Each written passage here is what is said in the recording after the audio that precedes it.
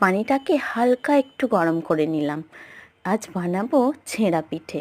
আর এই ছেঁড়া পিঠেতে পানিটা খুব বেশি গরম হলে হবে না, পিঠেটা গলে যাবে। তাই হালকা গরম, জাস্ট একটু গরম করে মেখে নিচ্ছি আটাটা। আর আটাটাকে গোলা বানিয়ে ফেলতে হবে পাতলা করে।